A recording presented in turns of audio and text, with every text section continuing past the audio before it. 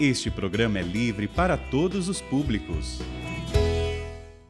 O Senhor esteja convosco. Ele está no meio de nós. Proclamação do Evangelho de Jesus Cristo, segundo João. Glória a vós, Senhor. Naquele tempo, disse Jesus aos seus discípulos: Este é o meu mandamento. Amai-vos uns aos outros, assim como eu vos amei. Ninguém tem amor maior do que aquele que dá sua vida pelos amigos. Vós sois meus amigos, se fizerdes o que eu vos mando. Já não vos chamo servos, pois o servo não sabe o que faz o seu senhor. Eu chamo-vos amigos, porque vos dei a conhecer tudo o que ouvi de meu Pai. Não fostes vós que me escolhestes, mas fui eu que vos escolhi e vos designei para irdes e para que produzais fruto, e o vosso fruto permaneça. O que então pedirdes ao Pai em meu nome, Ele vô-lo concederá.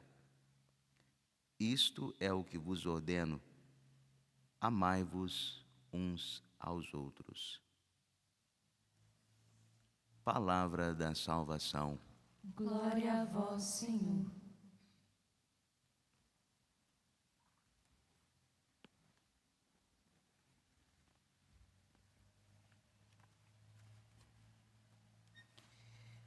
Nós estamos a acompanhar destes dias momentos decisivos para a comunidade cristã primitiva. Depois do esforço de discernimento no Concílio de Jerusalém, assistidos pelo Espírito Santo, chegamos à conclusão, mas não chegamos sozinhos, chegamos como discípulos de Jesus Cristo e com os discípulos de nosso Senhor Jesus Cristo. A comunicação chegou pessoalmente e ao mesmo tempo por escrito à igreja de Antioquia. Lembrando que Paulo e Barnabé estavam em Antioquia quando surgiu um problema na terça-feira passada próxima acerca dos pagãos que se convertiam. Eles foram enviados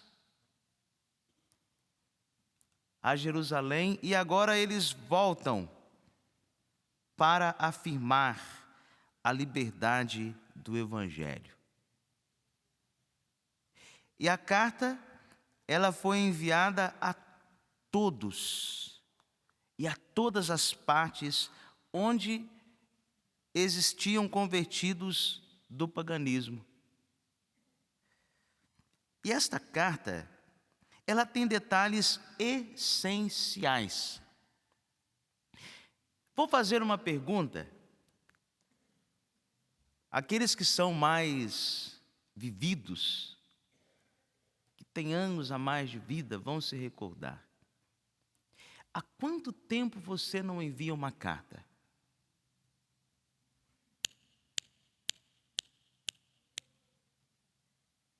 Faz muito tempo, não faz? Mas a carta, quando escrevíamos uma carta, eu ainda tenho a graça de escrever algumas, de receber algumas cartas. Quando nós escrevíamos uma carta, parte de nós queria ir junto. A gente ficava pensando, nossa, o que eu vou escrever? Não, mas isso aqui não é tão importante assim, isso pula. A gente escrevia, reescrevia a carta. Aqueles que estavam apaixonados colocavam, as senhoras vão se lembrar daquele tempo que tinham aquela folha, aquele papel de cartas. Quem se lembra, senhoras, levanta a mão, não deixe falando sozinho. Nasceram tudo em 1750. Faz tempo isso. Não é de 1750. 1650. Não, pronto. Mas isso faz muito tempo. Aí as mulheres que estavam apaixonadas tinham aquelas cartas de papel de carta, não é? Com aquele bichinho, colocava um pouquinho de perfume na ponta. Aquela vontade que ela tinha de ir junto com a carta. O rapaz recebia a carta lá do outro lado. Na época que o carteiro chegava, eu, por exemplo, recordo o nome do carteiro, não vou dizer porquê, é claro, mas eu recordo o nome do carteiro da minha cidade até hoje, Albacir. Toda quarta-feira o Albacir chegava com uma carta para mim. Eu ficava lisonjeado. Nossa, tinha um ritual para receber a carta. Essa carta que chega à comunidade de Antioquia, ela chegou por meio de carteiros importantes, Paulo e Barnabé. O que contém? Quais são os detalhes essenciais apontados hoje na primeira leitura? Primeira coisa, a carta ela desautoriza aos que causam inquietação. Ficamos sabendo que alguns dos nossos causaram perturbações com palavras que transtornaram vosso espírito. Eles não foram enviados por nós. Essa foi a primeira coisa. Segunda coisa, fala cordialmente sobre estes dois grandes homens. Então decidimos, de comum acordo, escolher alguns representantes do nosso grupo e mandá-los até vós, junto com os nossos queridos, olha a cordialidade, junto com os nossos queridos irmãos Barnabé e Paulo. Homens que arriscaram suas vidas pelo nome de nosso Senhor Jesus Cristo. Olha só. Imagina agora Paulo e Barnabé lendo esta carta com esse conteúdo, sabendo que eles arriscaram a vida por causa de nosso Senhor Jesus Cristo. E eles comunicam então qual foi a decisão tomada. Decidimos, o Espírito Santo em nós, não vos impor nenhum fardo. Ontem eu falava sobre os fardos. Além destas coisas indispensáveis, terceiro ponto da carta, eles comunicam a decisão tomada e agora vai colocar algumas condições. E quais são as condições? Abster-se de carnes sacrificadas aos ídolos, do sangue, das carnes de animais sufocados e das uniões ilegítimas. Coloca-se uma condição. Tudo que está na carta é para reafirmar a convicção teológica de que a salvação, ela vem de Cristo. Não há outro meio de se salvar. É por Jesus Cristo que vem a salvação. E não fará falta a lei de Moisés àqueles que se convertem do paganismo. E diz que esta carta, após ter sido lida, a decisão comunicada por escrito. Então imagine que eu lhe enviasse uma carta e pedisse a alguém muito importante: leve esta carta, à semelhança do carteiro da minha cidade, Albacir, que alguém chegasse com a carta, abrisse e lesse para você. E diz que a leitura causou alegria, a decisão foi recebida com alegria. O que isso tem a ver conosco? Esta informação da primeira leitura. Meus irmãos, muitas vezes nós não somos tão tolerantes assim. E não respeitamos as diferenças de caráter, de cultura, de opiniões. E o que a leitura ensina, é necessário eliminar as barreiras impostas. pelas nossas convicções pessoais. É isso que está na primeira leitura.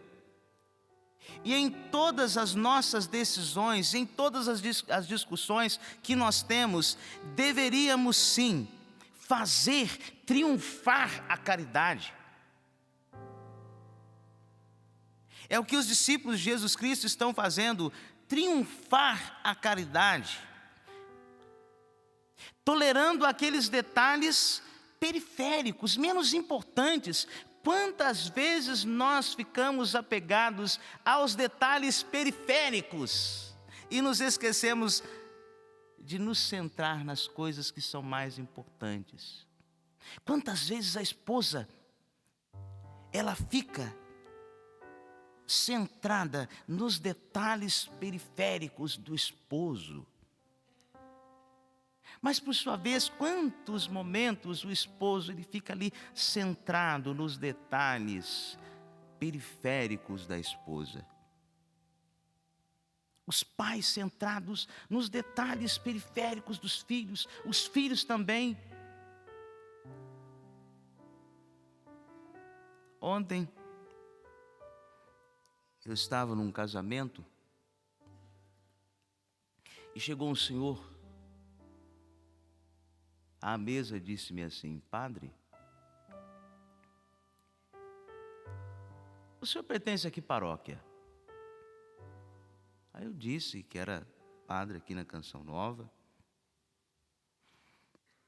Ele disse-me assim: eu não sou cristão. Que bom. Isso não pode ser uma barreira imposta. Então vamos fazer o seguinte, vamos nos sentar à mesa e saímos de lá como grandes amigos. Falamos sobre muitas coisas, demoramos numa conversa que me trouxe muita riqueza de detalhes, que fez ressignificar dentro de mim muitas coisas. Às vezes nós ficamos centrados nos detalhes que são periféricos. Só Cristo salva. Isso não é periférico. Eu tenho consciência disso. Só Cristo salva. E talvez Deus se utilizou daquele momento para salvar aquele homem. E tratando-se de uma pessoa importante do ponto de vista social, ele dizia-me assim: quero visitá-lo. Pois não? Nós vamos agendar um dia para nos encontrarmos neste santuário. Um homem que nem é cristão. O que você faz quando você se depara com os detalhes periféricos dos seus amigos, das pessoas com as quais você convive? Você tem essa capacidade de transpor estas barreiras? E ao tomarmos as nossas decisões, nós podemos dizer com sinceridade, decidimos, o Espírito Santo em nós. Eu me decidi, a partir do Espírito, a estar com aquele homem ontem. Eu posso dizer que nessa decisão de estar, eu a sustentei pelo Espírito. Decidimos, o Espírito Santo em nós, nas situações da família, na situação da educação dos filhos, naquela paciência que a senhora precisa ter, inesgotável para com o esposo, para com os filhos. Decidimos nós e o Espírito? Ou nos deixamos levar pelos nossos interesses que são particulares? Olha o que afirma o Evangelho: amai-vos uns aos outros. E essa palavra de Cristo, ela não necessita de muitas explicações. O amor é uma forma de experimentarmos o Cristo ressuscitado.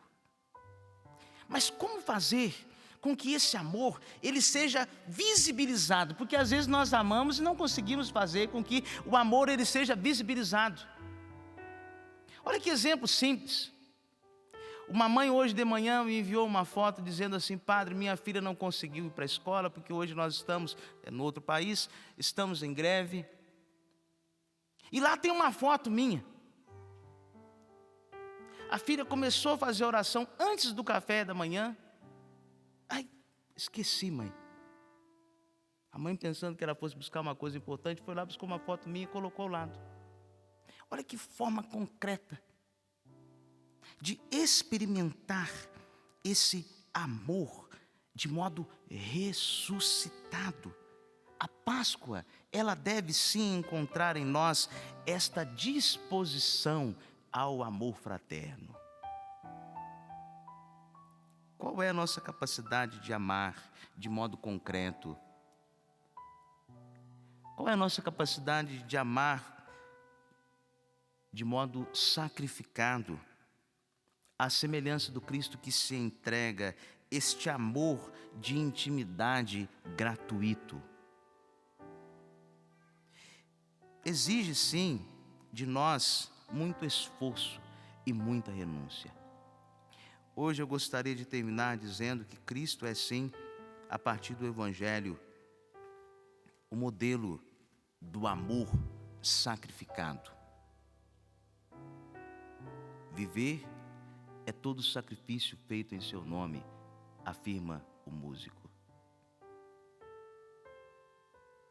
A vida em si, ela é um sacrifício. Mas até que ponto nós estamos dispostos a viver? Viver é todo o sacrifício que Cristo fez para nos salvar, sem impor fardos e sem se tornar pesado. Atenção, amar de modo que não venhamos a nos tornar um peso. Aqui estou falando daquelas pessoas que amam demais a ponto de sufocar. O amor, nós precisamos dele porque desde o nosso nascimento nós nos sentimos incompletos. E o primeiro amor que nos completa é o amor da nossa mãe. Mas nós vivemos de tempo em tempos precisando deste amor como remédio ao nosso desamparo. Nós precisamos do amor como remédio aos nossos corações e ao desconforto que carregamos dentro dele. Onde você se sente desconfortado? Onde você se percebe desamparado? Ó meu amor, viver é todo sacrifício feito em seu nome. E o amor, por ser exato, não cabe em si. Por ser encantado, está na cruz.